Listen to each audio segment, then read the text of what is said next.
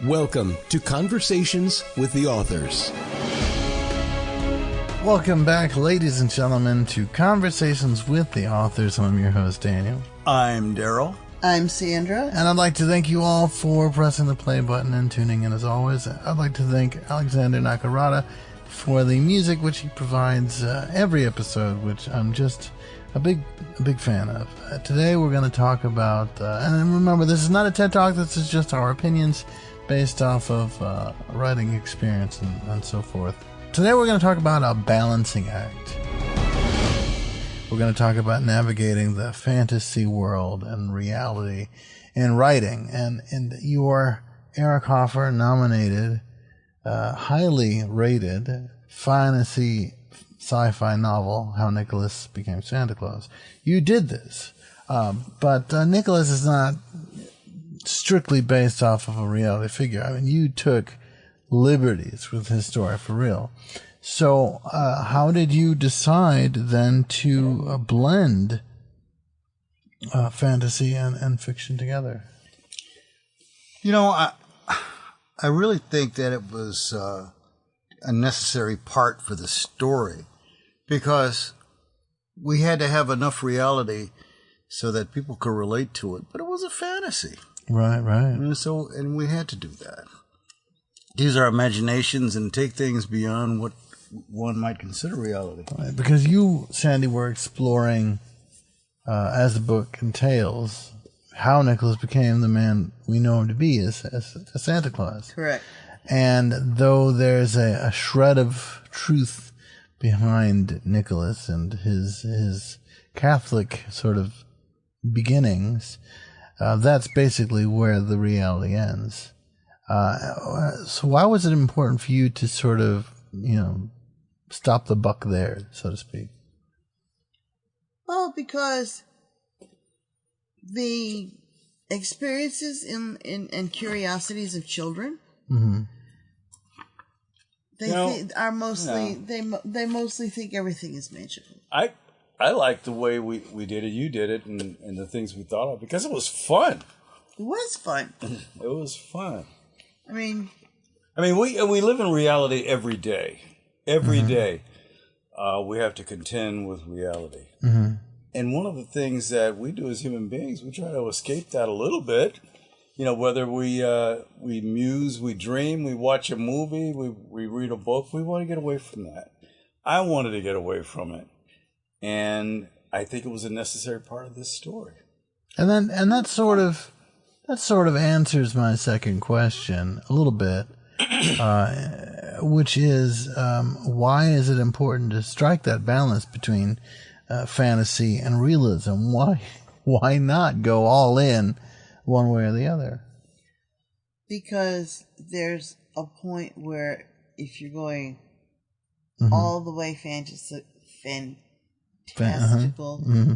or all the way fictional, Mm-hmm. you get to a point where you say, come on.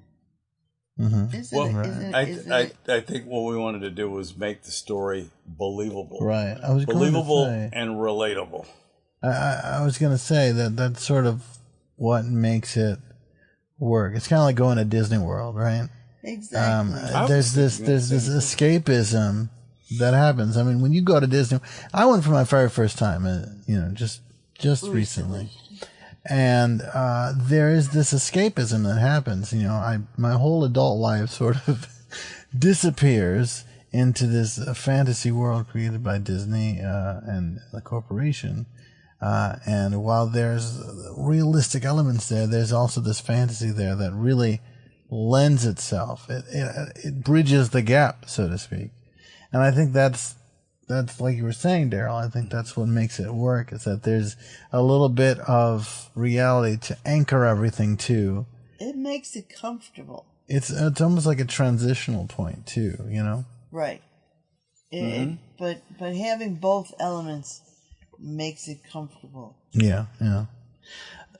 So when it comes to crafting realistic characters, and we've talked about this podcast before, but for our new listeners and readers, how do you approach character development to make them relatable in fantastical settings? Well, I think you have to, with some of your characters, they are alive already. And so I think one of the secrets in writing is that you want to have your characters learn and grow. Right. Okay. Whether it's a hero or a villain, they change. They go from point A to point B. They're not static. Right. And you want to make them interesting. Your imagination is like an egg. Right, right. Your character, your location, your entity is born in this egg, and it pecks itself out a little bit at a time, and it peeks out and says, "Uh-oh, this is a brand new world. Right, right. Now what am I going to do?" And you follow that growth. And also, we were talking about, reality being sort of this anchor, this sort of bridge point, this transitional point. I think it allows us to infuse characters with, authentic emotion and reactions, and that grounding them in the human experience, even within the magical surroundings of the Orphic Forest and the Five Kingdoms and such. So can you provide an example of, with no spoilers, of course, of a character whose realism enhances the fantasy elements in how Nicolas became Santa Claus? Yeah, I think I was thinking about one of the dragon characters, Amaral, for instance. Amaral. Who's, because it's a dragon, but he has a sometimes contentious relationship with his parents, with his mother, and all, and they have their difficulties and they have their things that they're similar on, but we can relate to that as human beings because we have parents and we've had our own share of difficulties. But he's a dragon, right? And he's not a full grown dragon, right, as a matter of fact. It reminds me now of, but I can't remember the date, but years ago there was an animated film that came out called Final Fantasy. And Final Fantasy, the film, not the game, but loosely based, was ahead of its time because the characters were CGI, but they looked so realistic. Right. My point is, the reason they looked realistic, the reason they had that realism to them is because they had flaws built into them. Right. And I think, to your point, Daryl, what makes it real is that Amaral doesn't necessarily have this perfect, shiny relationship, with things. Neither do any of the characters in the book. Nothing is perfect, and it's that imperfection that makes these characters perfect. It's the flaws that make them real. Yes. And I think that's also what helps the audience resonate with these characters. So what challenges did you face when constructing the fantasy world that still feels authentic, like we were talking about? Trying to get some of the non-human characters to have enough human characteristics that they were recognizable but not overly done. So you agree with? Do you have anything to add on to that, maybe? Well, it's just like our character, Mr. Crawhey, who is a bird, right? But he's an enchanted bird, and we made him as human as possible, for a very good reason that you find out later in the story. But he was relatable, and you could feel his pain, Right. So it sounds to me that what you're implying is that it's a meticulous process to strike a balance between fantasy and reality to ensure that even the fantastical elements, are Krahi and such. It made me think. I was sitting here thinking about that, and it's just like in Avatar, and these alien beings reminded me very much of Native Americans, right, and some of their behaviors and beliefs and such. But and they were completely invented characters, right? But they had to be real enough and have an angst enough. They had to have love enough. They had to have problems enough that we could relate to, and we could empathize with them.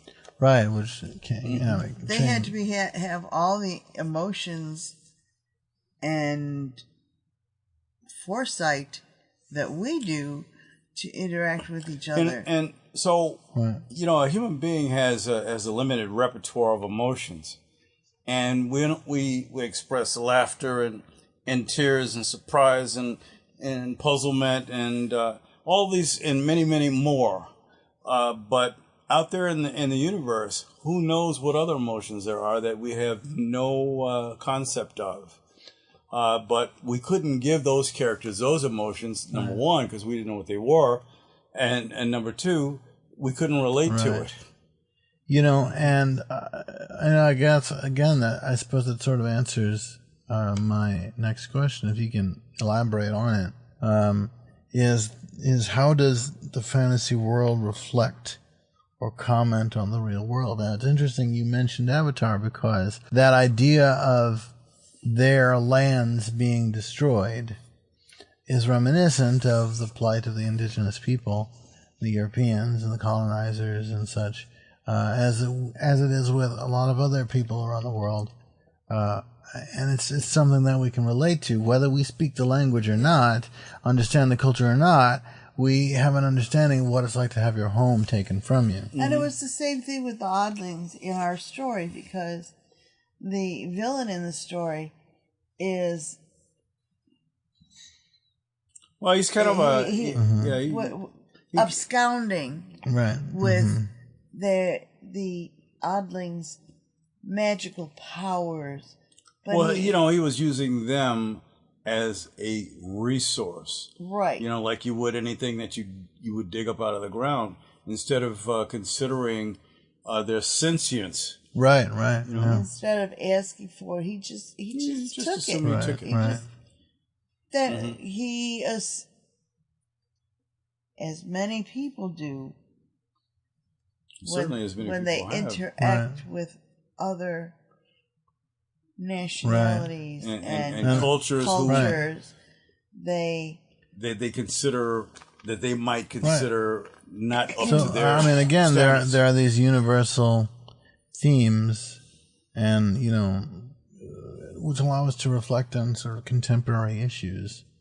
In a way, fantasy sometimes helps us to deal with, understand, or contemplate issues that we're dealing with in reality that we couldn't otherwise confront, perhaps. So what advice would you give writers who are attempting to blend reality and fantasy?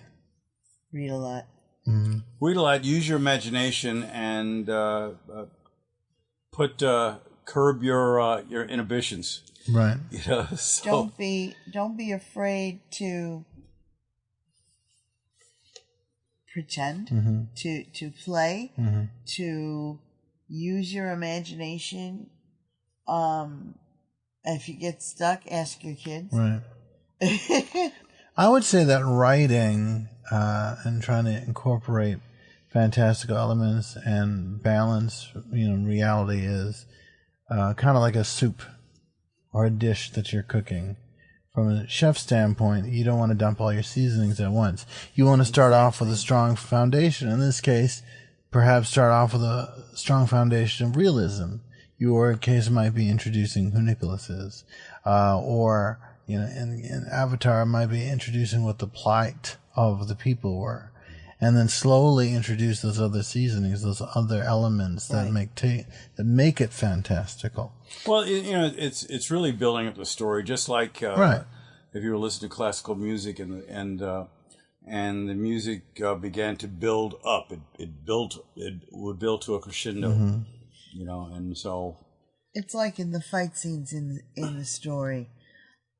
a lot of them are historically drawn from. Well, yeah, I mean, there's only so many ways that a human being will fight, and so we draw on that experience to try to make our characters battle. Much in the way you play chess or checkers, there are patterns that need to be followed, and you're making up patterns for your new individuals. Sometimes you can come up with some unique things, though. Yeah, it's combined. interesting because I have an idea of questions that I want to pose to you, and I really don't have to do that because you're sort of answering them as I go along. It's a well-guided conversation, I suppose, because I was going to ask you if there were specific techniques you employ, and you were saying it's like building up a story, So how do you approach incorporating cultural or historical elements into a fantasy setting without sacrificing the fantastical nature of the world? With consistency. Mm-hmm. You in your mind, you kind of set you have a basic set of rules that you'll follow for whatever culture that you're inventing or that you're exploiting, and you follow that. Right. I mean, there may be at some point that you want to break the rules a bit because you want to also give that element of surprise or change or make that plot twist something you don't expect. But those elements are driven by your outline. Mm-hmm, mm-hmm. In most cases. I think you would agree. Yeah. So when building a fantasy world, how do you decide the realistic details, like what to emphasize and what to change or what to omit? It depends on what I want my character to do. Yeah, it depends on that. It depends on what direction you're going to take your story. What the character's part is, what his role is, what he has to do, what his outcome is supposed to be. Is he supposed to survive or not survive? Mm-hmm. Mm-hmm. Absolutely. When introducing fantastical elements, how do you ensure that they don't overshadow the existing aspects of the story? By having somebody read it and check it, and then give it to Daddy and have it read it and check it. Read it back to Mommy. Who gives it back to me and I read it and check it. Well, you read it back out loud. to each other. Reading it out loud makes it real. Yeah. And then you can determine, is this real conversation? Is this sound contrived? Does it go overly long or not long enough? Mm-hmm. Mm-hmm. And in your opinion, does striking a balance between fantasy and realism influence the pacing of the story? It can influence the pacing. Mm-hmm. Sure. It can. Because I think that striking the right balance contributes to the dynamic pacing. I mean, don't be afraid to cut too. Sometimes when you're writing, you fall in love with something you've written, and you really might need to cut it. Right. Because I've read things, and this is going on overly long, so I'll go in and I'll start cutting. And don't be afraid to put it down for a few days and then go back and read it. Because you can read something and you think it was Shakespeare, but it was too long. That's often the problem, not too short, but sometimes it's often too long, and you got to cut it. This has got to go. Just like an editor who's making a film. Mm-hmm. There's a lot of film on the cutting room floor because it was just overly long. I suppose that goes along with my next question, or perhaps my final question, which is, how can writers avoid common pitfalls when navigating this kind of balance?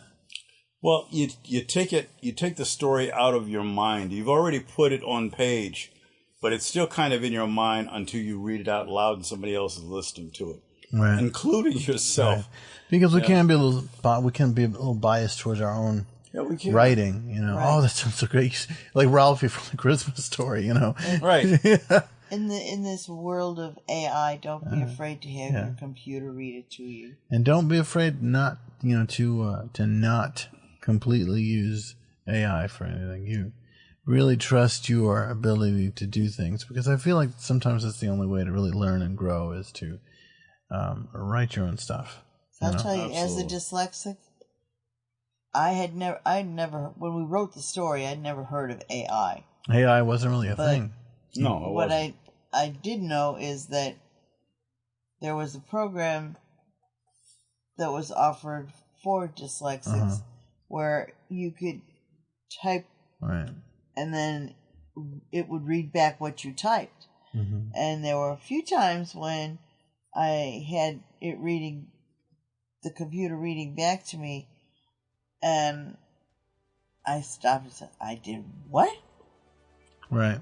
I can't put that in there. It's just garbage. And Yeah. then I had Daddy listen to it, and Daddy said, yeah, I agree. And he took it out. Well, dear listeners and readers, whether you are reading it yourselves or reading it via a computer, if you want to check out How Nicolas Became Santa Claus, you can visit our social media at facebook.com, troopbooks. You can visit our Instagram at troopbooks, our TikTok at troopbooks, where you'll find the link to the Ewing's Publishing, and you can pick up a hardcover or a soft cover of How Nicolas Became Santa Claus. And hopefully next time I will talk to you in Conversations with the Authors.